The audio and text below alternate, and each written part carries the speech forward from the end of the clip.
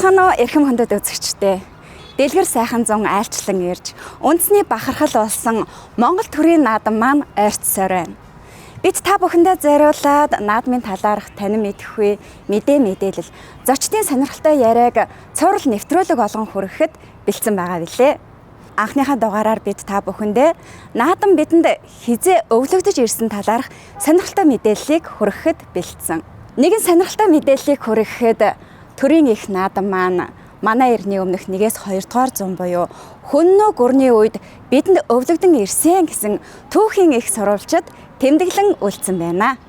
Ингээд бүгдээрээ нэвтрүүлгээ хүлээн авч үзцгээе. Наадам бол аливаа Монгол туурхтны их баяр цэнгүүн үндэсний бахархлаа дээдлэн үзэж байгаагаа илэрхийлдэг юм баяр наадам юм байна.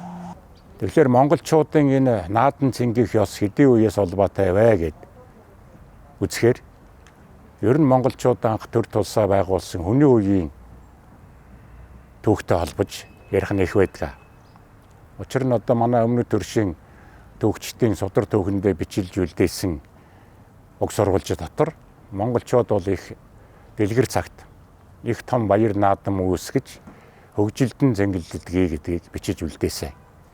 Үүнийг гэрчлэх баримтууд бол манай газар нутагт олонтой үлдэж хоцорсон байдаг. За бидний сайн мэдих энэ хадны зургнууд байна. Дундгов аймгийн Дил уулын хадны бичээс дотор олон хүмүүс тойрон бүжиж байгаа. Гар гараасаа бариад хөгжилдөн цэнгэлдэж байгааг илэрхийлсэн ийм хадны зургнууд байдаг. Ер нь наадмын их баяр цэнгүүн бол энэ тусгаар оршин байгаагийн илэрхийлэл. Бусад хөрс зэрэгэлдэх улс орнуудаас Монгол үндэстэн, Монгол угсаатан өөрөөр оршин тогтнож байдаг юм а гэдгийг харуулсан ийм соёл уламжил, зан заншлын дархлаа болсон ийм их баяр цэнгүүн байдаг. Тийм ч учраас монголчууд бол наадмыг жил өнжин хүлээдэг. Монгол түмний үндэсний их баяр наадам нь хэдэн мянган жилийн тэртегээс үр хойчтон өвлүүлэн үлдээсэн түүхэн уламжлал юм. Моринд ирэмгий, суманд мэргэн хүч ухаанаар амьдралаа авч явдаг монголчуудын хувьд наадам бол зөвхөн уламжлалаар тогтохгүй, соёлоор дамжуулан өөрсдийгөө тунхаглах үндэсний дархлаа мөн билээ.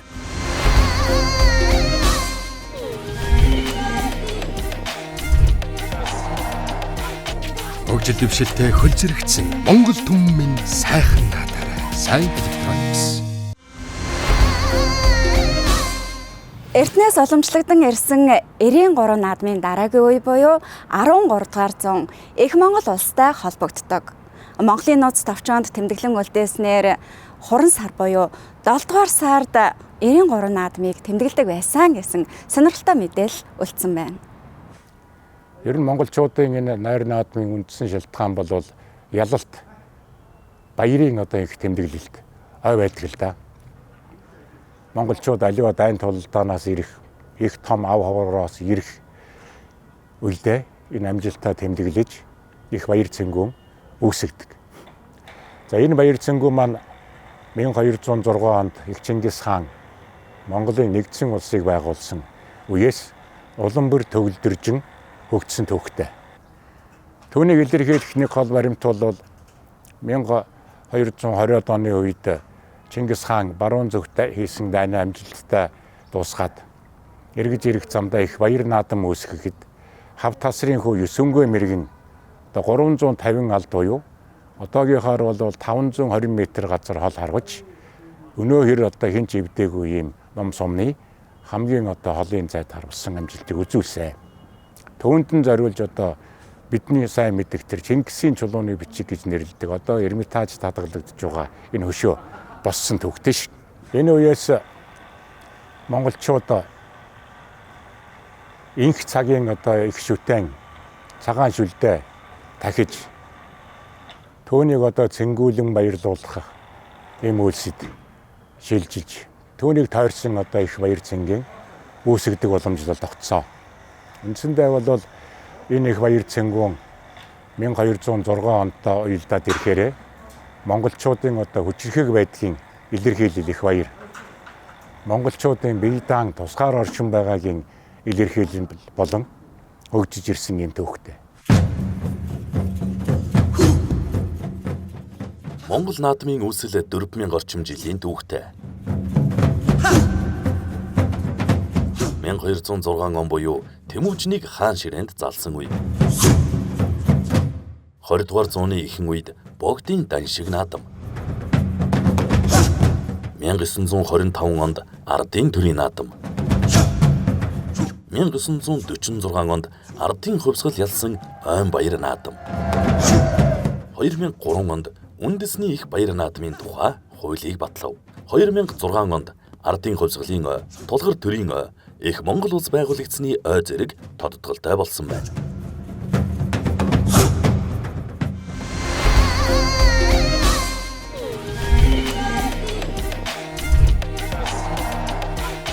Хөгжил дэвшилтэй хөл зэрэгцэн Монгол түмэн сайхан наадаарай. Сайн Electronics.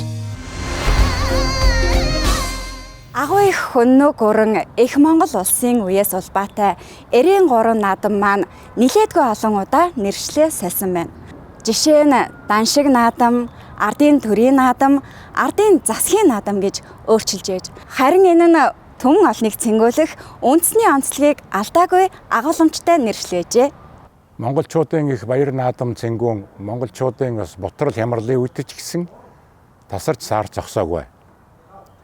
Наадам бол болдгоороо болж монголчууд цэнгэн баярлаж өөрийнхөө ёс уламжлалыг төвөөн дэлгэрүүлж уламжилсаар ирсэн. Занвазрыг Богд хаанд одоо өргөмжилж түүний ширээн залах их ёсол болоход энэ наадмын ус энэ утга агуулга улам өргөжин дэлгэрсэн түүхтэй. Тэгээ энэ үеэс хойш наадмыг бол одоо бид 7 хошуу Даншиг наадам, 10 засгийн наадам гэх мэтээр нэрлэж ирлээ шүү дээ. Монголд анх дугаар Богдыг залсан үеэс эхлээд Богдын одоо насан утгыг баттгах, бат оршил өргөх нэрээр одоо энэ их наадам цэнгүүн үүсгэлж зуны дэлгэр цагт монголчууд наадам цэнгэдэг болсон. 1639 онд Өндөргийгийн зан вазрыг Монголын шашны тэргуунд өргөмжилсөн. За Монголын шашны тэргуунд өргөмжлөөд шар бүсийн хүрээ байгуулсан гэдэг. За энэ нь бол өнөөгийн одоо Өвөр Хангай аймгийн 900 сум орчим юм уу да. Тэгээ Ширээ цагаан нуур гэж бий дээ. Тэгээ Ширээ цагаан нуурын орчимд бол алх Монголын одоо экстэдс, ер нь тухайн цаг үеийн одоо Монголын одоо экстэдс хаадууд бүгд цуглаад за мөн одоо шашны зүтгэлтнүүд цуглаж ингээд одоо Даншиг бат оршил өргөсөн. Ер нь Даншиг гэдэг нь бол бат оршил өргөх гэсэн утгатай үг шүү дээ. Тэгээд Өндөргийгэнд одоо бат оршил ер нь одоо тэр урт наслах шашин амьтны тусыг өнийг зохиох тэгээд одоо амьтны тусад бол ном сургаалan айлдаж үйлс зохионгууд дэлгэрхийн одоо бэлэгдэл тэгээд дээр нь түүнийг сануулж айлтгаж ингэж одоо бат оршил өргөж. Үүнийхээ дараа бол одоо 93 наадам тийм ээ монголчуудын өнөртнөөс одоо өвлөж ирсэн, уламжилж ирсэн энэ наадмыг л одоо Ширээ цагаан нуурын тэнд сайхан зохион байгуулсан юм байлээ л дээ. Ингээ 1639 оноос хойш одоо энэ Даншиг наадам бат оршил өргөөд түүний ардтал дээр одоо наадам хийдэг энэ ёс бол одоо өнөө хүртэл ингэж өвлөж уламжлагдаж ирсэн байгаамаа гэж. Үндэсний соёлоо хүндлэн дээдэлдэг монголчууд 2010 онд ЮНЕСКОгийн хүндрэлтний соёлын бит бус үеийн жагсаалтад наадмаа бүртгүүлж чадсан багтам түүхтэй. Орчин цагт Монгол наадам улам бүр шинжлэгдэн 93 наадам төрд ёсолгоо болсон. Жил бүрийн зуны дунд сард ард олноороо дугуй цэнгэлдэх хүрээлэндээ хуран зугларч 93 наадмаа тусгай дэг жаягийн дагуу зохион байгуулж төрүүлсэн бүх морь сур харваачтан цол бай шагналаар мэлаж төрийн өндөрлгүүд нь ард олноо хүндэтгэн ёслол төгөлдөр зохион байгуулдаг билээ. За монголчууд маань төрт ёсны агуу их түүхтэй ийм ард түмэн. Тэгэхээр төрт ёсныхоо баяр цэнгэл наадам найран дээр дуулдаг уртын сайхан дуунуудтай ихэнхдээ найр наадмыг нээж дуулдаг дуунууд бол айзам уртын дуунууд байдаг. Тэгэхээр энд бол жишээлхэд төрийн төмний их эртний сайхан за эрхэм төр хэмээхийн сайхан дуунуудаар бас голчлон нээж байсан гэд судлаачид маань бас үздэг. Тэгэхээр яагаад энэ дуунуудыг одоо найр наадмаар дуулд юм бэ гэхээр тэр сайхан баяр цэнгэл дээр энэ төрөө дээдлэх, энэ төрийн төлөө бид нар бас ахуй байгаа чинээгээрээ амин зүрхнээсээ бүгдээрээ зүтгэх ёстой шүү. За энэ төр маань ингэчээ сайн сайхан боллоо. Тэ бүгдээрээ одоо үүрд сайхан одоо төрөө дээдлэж одоо хамтдаа жаргал цэнгэл сууя. За найр наадмаа сайхан эхлүүлье. Бид чинь эзэн Чингис хааны үр сажуу дээ гэдэг одоо сайхан сургаалыг за тэр наадмын өдрүүд бид монголчууд юм аа. Монгол шүү гэдгийг бас сануулах, тэрднийг бас эвлэлдэн найрсуулах ийм сайхан одоо утга учиртай ийм сайхан дуунуудыг өргөн барьдаг байсан ийм сайхан уламжил байна. Ер нь дээр үеэсээ л монголчууд маань одоо яг нэг дороо наадаал, хажууд нь одоо сураа харваал, шагаагаа харваал, тэгээд найрчт нь тойроо одоо дуучт нь бас тэр найр наадмынхаа талбай дээр суудсан дуугаа дуулаад одоо тент нэг тийм монгол хөг аялгууны тийм сайхан найрсэл явдаг. Ийм бас нэг сайхан талбар байж.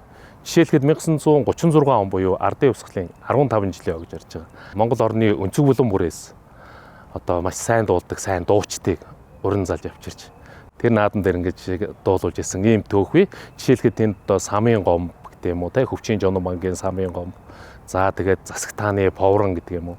Ийм одоо агуу аралтай сайхан дуучдыг өрн залж дуулуулж за тэгээд дараагийн тэр сайхан одоо залуу үедээ тэд хүмүүс маань одоо дуу хуураа өвлүүлдэг. Ийм л бас утга учиртай сайхан баяр болдог байжээ. Зөвхөн баярлцэнхээ хажуугаар бас энэ төрчөөд ёсоо дээдлэх, өв уламжлалаа уламжлуулах ийм сайхан одоо том баяр цэнгэл найр наадам ингэж явдаг байжээ.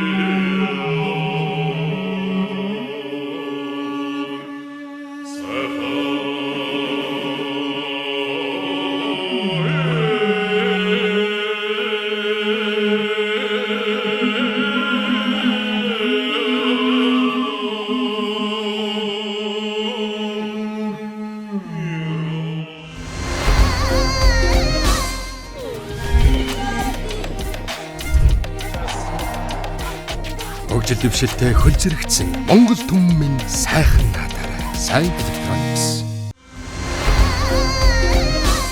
Дэлхийг донслохож дэнж хотоод л нааддаг Монгол түмний үндэсний их баяр наадам ойртсоор.